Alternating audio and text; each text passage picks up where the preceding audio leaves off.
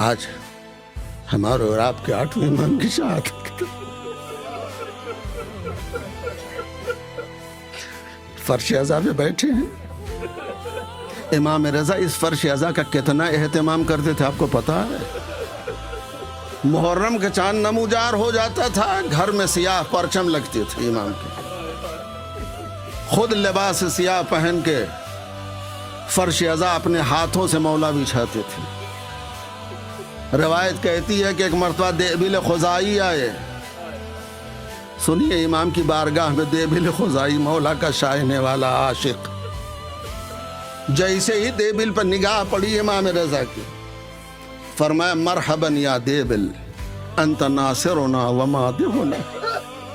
آؤ دیبل، آؤ آؤ آؤ، تم تو ہمارے ناصر ہو، ہمارے مداح ہو، آؤ بیٹھو. اپنے پہلو میں دیبل کو بٹھایا اور ایک مرتبہ فرمایا دیبل کوئی ہمارے جد کے لیے نیا مرثیہ کہا؟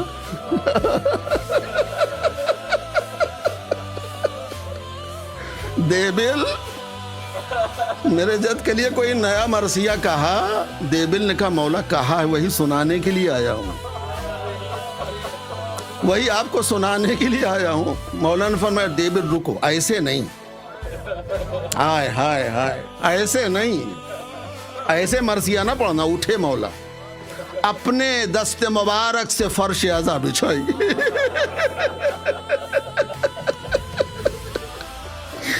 اپنے ہاتھوں سے فرش ازا بچھائی. بیچ میں ایک پردہ آویزاں کیا حضرت نے. گھر کے جتنے مرد تھے، غلام تھے، ان کو بلائے، آؤ میرے جد کا مرثیہ ہونے جا رہا ہے.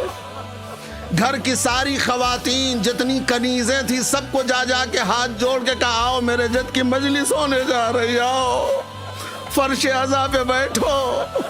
اللہ اکبر. ایک طرف مرد گھر کے بیٹھ گئے، دوسری طرف پردے کے پیچھے گھر کی خواتین اور کنیزیں بیٹھ گئیں، جس میں امام رضا کی سگی بہن معصومہ قم بھی ہے. جیسے ہی سب آگے، پردے کے پیچھے خواتین، ادھر مرد ہیں. ایک کرسی رکھی امام نے. اب امام نے دیبل کو دیکھا، کہا دیبل بسم اللہ. دیبل بسم اللہ، میرے جد کا مرثیہ سناؤ. عزیزوں میں پورا مرثیہ نہیں سنا سکتا، ایک دو شعر آپ کو سنا رہا ہوں، خالی بڑا دردناک مرثیہ کہا ہے. فرماتی فاطم لو خلتل، فاطم لو خلتل حسین مجدلا. اے فاطمہ اگر تم کربلا میں حسین کو جاولب دیکھتی، حسین کو پیاسا مرتے ہوئے دیکھتی، تو آپ اپنے رخسار پہ تماچے مارتی. اللہ اکبر. اور اس کے بعد فرمایا دوسرا شعر کا فاطمہ افاطم قومی ابنت الخیر وانظبی نجوم سماوات بارض فلاتی. اے فاطمہ، اے دختر رسول، اٹھیے، آئیے دیکھیے آسمان امامت کے ستارے زمینوں پر کیسے بکھرے پڑے ہیں. اس کے بعد تیسرے شعر کا ترجمہ کرتا ہوں. اے فاطمہ اٹھیے، آئیے اور نوحہ کیجئے، گریہ کیجئے، اور اپنی آنکھوں سے دیکھیے آسمان امامت کے ستارے زمینوں پر کیسے بکھرے پڑے ہیں. کوئی مدینے میں سو رہا ہے، کوئی کربلا میں سو رہا ہے، کوئی نجف میں سو رہا ہے. مرثیہ پڑھ رہے، شور گریہ بلند ہے، امام زارو قطار رو رہے ہیں. ایک مرتبہ امام رضا کھڑے ہوئے، دیبل بے کان میں کہا دیبل تمہارے مرثیے میں ایک شعر کا اضافہ کر دوں؟ دیبل نے کہا ہاں مولا کیجئے. مولا نے فرمایا یہ شعر بڑھا دو اپنے مرثیے میں. وَقَبْرٌ بِطُوسٍ يَا لَهَا مِن مُصِيبَةٍ أَلَحَتْ عَلَى الْعَيْشَاءِ بِالزَّوَرَاتِ. اے دیبل، ایک قبر سرزمین مشہد طوس میں بنے گی، ہائے رے اس کی غربت. ماشاءاللہ آپ کی آواز گریہ بلند ہے. تکلف سے نہ رو، امام رضا کی شہادت حاجتیں لے کے اٹھو. اجرکم علی اللہ. فرمایا دیبل یہ شعر بڑھا دو. ایک قبر سرزمین طوس پر بنے گی، ہائے رے اس کی مصیبت و غربت.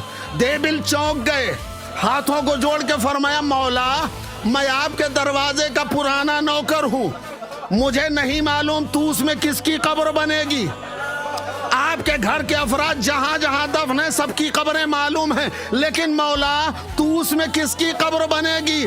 امام نے فرمایا طوس میں میری قبر بنے گی.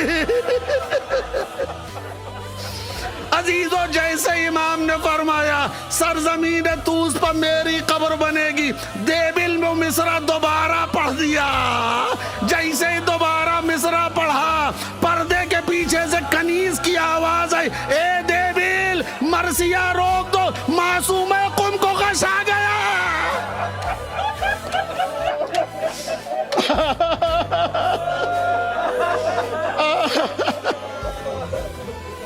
ٹھہریے, رکے, سانس لے لے. کنیز نے جلدی سے آکا دیبل مرثیہ روک دو, معصوم قوم امام رضا کی بہن کو غش آ گیا. میں ہاتھ جوڑ کے کہوں گا بی بی معصوم قوم, خالی بھائی کی خبر شہادت سنی ہے, شہادت نہیں ہوئی, بھائی سلامت ہے, لیکن خالی اتنا سنا ہے کہ بھائی کی قبر سرزمین طوس پر بنے گی, مگر آپ برداشت نہ کر سکی. ذرا کربلا میں آؤ, زینب کے دل سے پوچھو بھائی ذبح